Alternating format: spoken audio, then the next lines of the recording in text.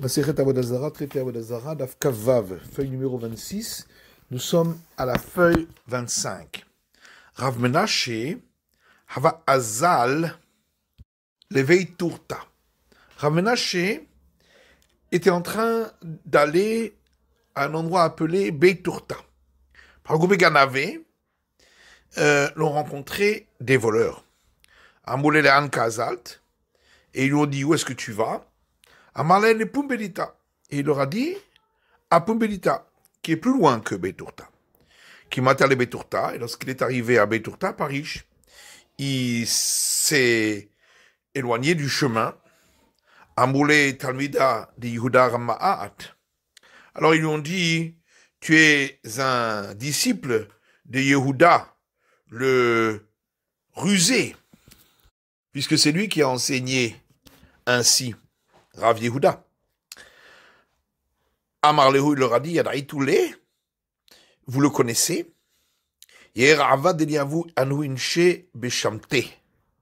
que ce soit la volonté du ciel que ces gens-là, c'est-à-dire les voleurs en question, reçoivent son excommunication. Azou, ils sont repartis. Ils ont continué à voler pendant 22 ans. Et ils n'ont point eu de réussite. Lorsqu'ils ont vu cela, ils sont tous venus demander qu'on annule l'excommunication qui leur avait été faite. Et il y avait parmi eux un tisserand qui n'est pas venu pour demander qu'on annule son excommunication. Achle Aria, il a été dévoré par un lion. Hainudam Reinche, et c'est ce que les gens ont l'habitude de dire, Girdana de la Taizan, Shata Betsir Mishene. Le tisserand qui n'est pas modeste, il perd une année de ses années de vie. Tahazé, et la Gemara dit: voir donc Ma ben Gannavé Bavel Vélistin Veret Israël. La différence entre les voleurs de Babylonie et les brigands de la terre d'Israël. Parce que les brigands de la terre d'Israël, ils ont vanté les louanges de Rabbi Akiva, alors que les voleurs de Babylonie se sont moqués de Rav Yehuda. Matitin Mishnah, Bat Israël, Loteyaled et Arvedet Kochavim. Une fille d'Israël ne fera pas accoucher une non-juive idolâtre, parce qu'elle fait naître un enfant à l'idolâtrie. Mais une idolâtre peut faire accoucher une fille d'Israël. Une fille d'Israël n'allaitera pas le fils d'une non-juive idolâtre. Mais une idolâtre peut allaiter le fils d'un juif dans le domaine du juif pour ne pas qu'elle en vienne à le tuer. Gmaratanu Rabanan. Nos sages ont enseigné dans une braïta. Une fille d'Israël ne fera pas accoucher une non-juive idolâtre parce que elle fait naître un enfant pour l'idolâtrie. Et une idolâtre non-juive ne fera pas accoucher une fille d'Israël parce que ils sont suspectés de meurtre. D'ivrei Rabbi Meir, ce sont les paroles de Rabbi Meir. Et les sages disent: une non-juive idolâtre peut faire accoucher une fille d'Israël lorsque d'autres femmes se tiennent au-dessus d'elle pour la contrôler. Avalo benar levena, mais pas lorsque elle est seule avec la femme qui accouche. Ve Rabbi Meir Omer, et la Gemara explique que Rabbi Meir lui dira: même s'il y a d'autres femmes qui se tiennent au-dessus d'elle, Nami également l'eau. c'est interdit. Les hymnes de manhale yada aputa vekatlale. Parce qu'il peut arriver qu'elle posera sa main sur la fontanelle du petit et elle le tue ainsi, vous le mitracez et c'est pas visible. Kaiteta de amra le haverta, comme il y a eu une histoire avec une femme qui a dit à une autre, Mulda Yehudaita bat Mulda Yehudaita. Tu es une femme qui fait accoucher des femmes juives, et tu es la fille d'une femme qui fait accoucher des femmes juives. Ambrala lui a répondu, Nefishin bishta daïteta. Moi, j'ai fait beaucoup de malheurs, des kamashpil namina Yehudama, parce que je leur fais couler du sang, qui oufia des nara, autant que l'écume des fleuves. Verabanan, et les sages, eux, Ambrele, disent à Rabbi Meir, Lo, il n'en est pas ainsi, elle a simplement voulu la repousser avec des paroles en l'air, mais elles ne font pas cela, parce qu'elles ont peur des gens qui la voient. Bat Israël, l'otanique, on a vu dans la Mishnah qu'une fille d'Israël n'allaitera pas un enfant non-juif idolâtre. Tanou Rabbanan, nos sages ont aussi dans une braïta. Bat Israël, l'otanique, benach, shel ovet kochavim. Une fille d'Israël n'allaitera pas le fils d'une non-juive idolâtre, parce qu'elle permet à un enfant de devenir ainsi au service de l'idolâtrie.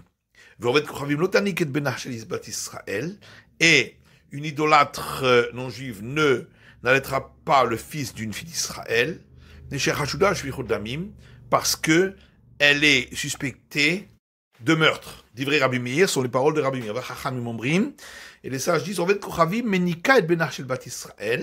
une non-juive idolâtre peut allaiter l'enfant d'une fille d'Israël, s'il y a d'autres femmes qui se tiennent debout au-dessus d'elle pour vérifier ce qu'elle fait. Avalo beno levena, mais pas quand elle est seule avec l'enfant. Rabbi Meir Omer, Rabbi Meir dit, nami. Même s'il y a d'autres femmes qui se tiennent debout au-dessus d'elle aussi, on ne doit pas le faire. Les hymnes de Shaifa les Sama, les Dan Me'avraï, parce qu'il peut arriver qu'elle enduise l'endroit où l'enfant tète avec un poison, et ainsi elle le tue. Et on a besoin d'enseigner cette discussion dans ces deux cas-là concernant la femme qui fait accoucher et la femme qui allaite. D'ailleurs, parce que si on avait parlé que de la femme qui fait accoucher, on aurait pu dire, c'est seulement dans ce cas-là que les sages autorisent que ce soit une non-juive de l'Oev Char, parce que il n'y a pas de possibilité pour elle de tuer le petit Mishum Dacherot Otota, parce que les autres femmes la voient. Par contre, dans le cas où elle allaite un enfant juif, où là, il est possible qu'elle enduise l'endroit où il tète avec un poison et qu'elle le tue, Emma a modélé le Rabbi Meir. J'aurais pu croire que les sages seraient d'accord avec Rabbi Meir. C'est pourquoi on a dû enseigner ce deuxième cas aussi. Et si on m'avait enseigné uniquement le cas de la femme qui allait, on aurait dit Baïka ma Rabbi Meir de la sourd. C'est seulement dans ce cas-là que Rabbi Meir a dit que c'est interdit. Parce que elle enduit l'endroit où il tète avec un poison et elle le tue. Mais dans le cas de la femme qui fait accoucher, où là il n'est pas possible pour elle de tuer puisqu'il y a des autres femmes qui la voient et qui surveillent ce qu'elle fait, Emma Bodedeul Rabanan, on aurait pu croire qu'il serait d'accord avec les sages. Tzricha, c'est pourquoi on a besoin également d'enseigner leur discussion dans ce cas-là. Uminehu, et on objecte à partir d'une braïta qui dit Yehudit miyalet avdet kochavim bischar, une juive peut faire accoucher une idolâtre non juive en étant payée, avallo bechinam, mais pas si elle le fait gratuitement. Or, auparavant, on avait dit que c'est interdit complètement. Amar Rav Yosef répond Bistrar Share Mishum Eva. Si elle est payée, c'est permis de peur que les non-juifs vont haïr les juifs qui refusent, même en étant payés, de faire accoucher une femme non juive. Ça va Yosef le Memar, l'oudé Oved Kochavim be Shabbata bistrar sharem mishum eva. Rav Yosef pensait dire que faire accoucher une non-juive idolâtre le Shabbat en étant payé, ce serait permis, de peur que les non-juifs haïssent les juifs.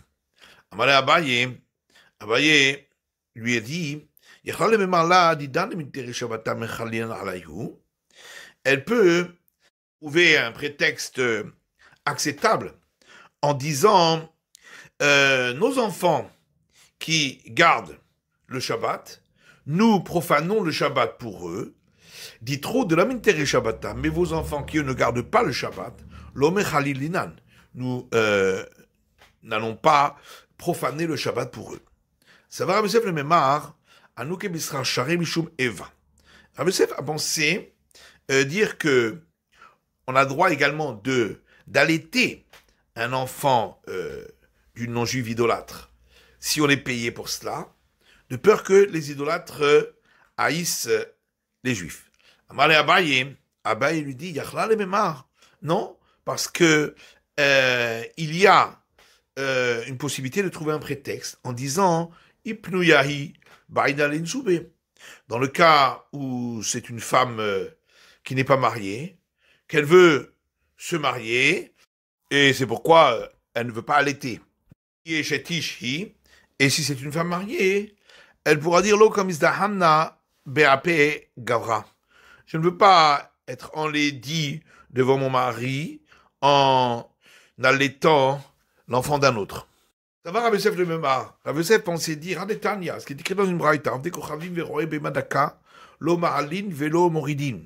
les non-juifs idolâtres, ainsi que ceux qui font paître des animaux de petit bétail, et donc ils les font paître dans les champs des autres. On ne les fait pas remonter s'ils sont tombés au fond d'un puits, mais on n'a pas le droit de les jeter au fond du puits. Asuke bisrar share mishum eva. Alors il pensait dire que on a le droit de les faire remonter contre rémunération, parce que sinon ils vont haïr les juifs. Amal Abaye lui dit, Yachol Omarlo. Non, parce que il peut trouver un prétexte acceptable en lui disant, Kaiberi Aigra. Mon fils se trouve sur le toit et je dois le garder de peur qu'il tombe du toit. Inami, ou bien il peut aussi dire, Nekita Lissim dans les bédoirs. J'ai un rendez-vous avec l'administration. Tane Rabbi Abaou Kamed Rabbi Yochanan.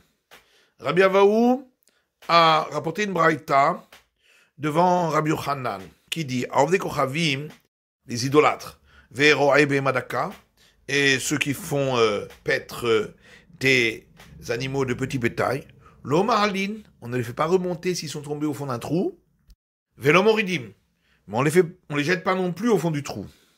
Aval haminin, par contre, les prêtres de l'idolâtrie, Vamesorot, et les délateurs auprès des instances des idolâtres, Hamoumarim, et les juifs apostats, Hayumoridin veloma'alin, on les jetait au fond des trous et on ne les faisait pas remonter. Amarle, alors l'autre lui a dit, Anishone, voilà que moi j'ai appris une braïta qui dit, le chol avedat achicha, c'est marqué, tu dois rapporter à ton frère tout objet qu'il a perdu. Les rabot est un moumar. Le mot tout vient inclure même si c'est un apostat. Alors comment peux-tu dire qu'on les faisait tomber au fond d'un trou? Samimikad moumar. Donc il faut effacer de cette braïta le mot apostat. Et pourquoi il n'a pas répondu? Dans un cas, on parle d'un homme qui mange des cadavres d'animaux pour son plaisir. C'est pourquoi il n'est pas vraiment considéré comme un renégat. Et dans l'autre cas, on parle de quelqu'un qui mange des cadavres d'animaux pour mettre en colère le ciel.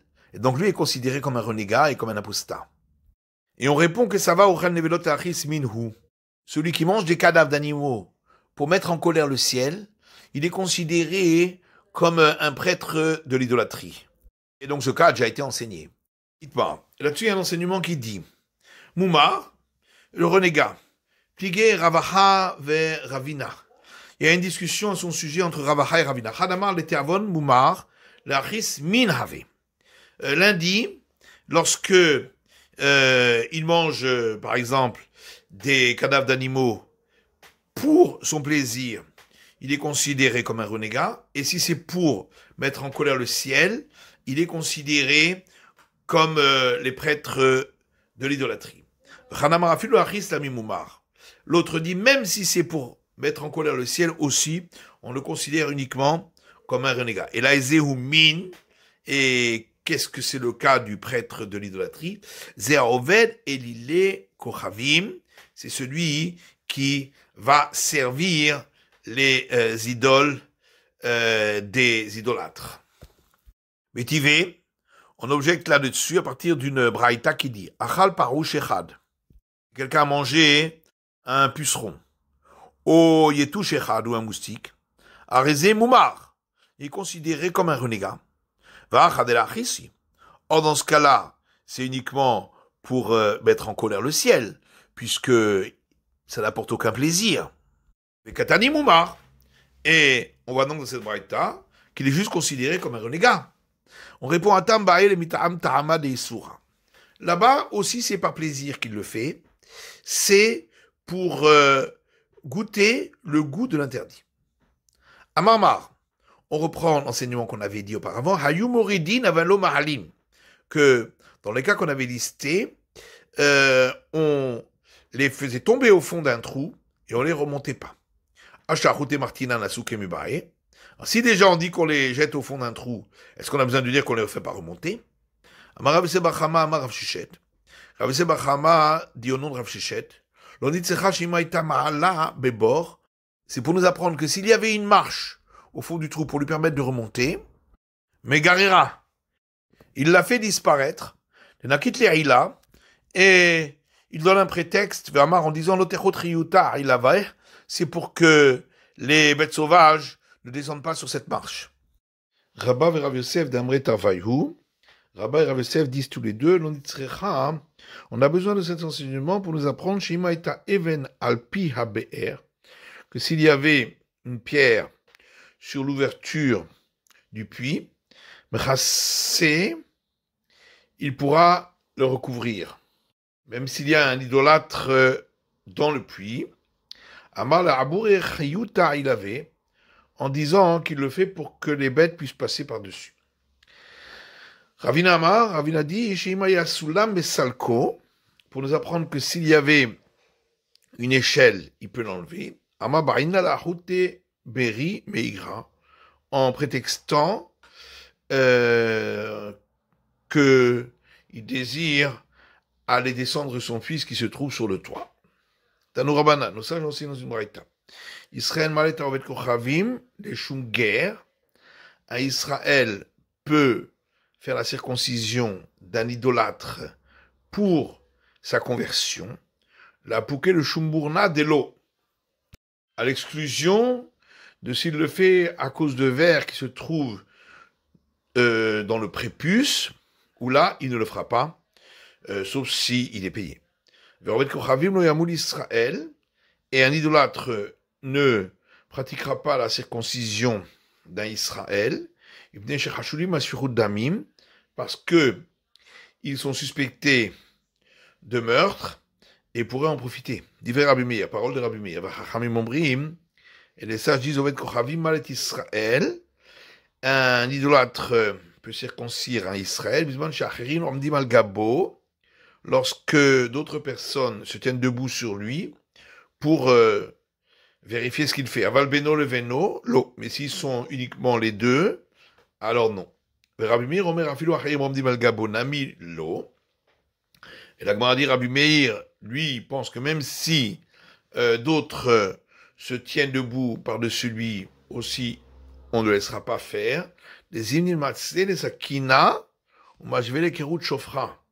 Parce que parfois, il va faire pencher le couteau et ainsi lui couper la verge et le rendre stérile. Mais ça va, Rabbi Meir, Oved Kochavim Lo. La Gemara dit, est-ce que vraiment Rabbi Meir pense que un idolâtre non? Ruminehu, On objecte à partir d'une braïta qui dit Ir Shen Barofé Israël. Une ville où il n'y a pas de médecin juif, et Yesh Barofé Kouti. Il y a un médecin du peuple des Kouti, Verofé Ovet Kochavim, et un médecin idolâtre. Yimol Ovet Kochavim, Vanimol Kouti. On demandera à l'idolâtre de pratiquer la circoncision, mais ne le fera pas celui du peuple des Kouti, dit Rabbi Meir, parole de Rabbi Meir. Parce que les Kouti avaient l'habitude de circoncire pour leur idole. Rabbi Uda Omer, Rabbi Uda dit, Imol Kouti va l'imol ovet kochavim. Celui du peuple des Kouti peut circoncire, mais pas l'idolâtre.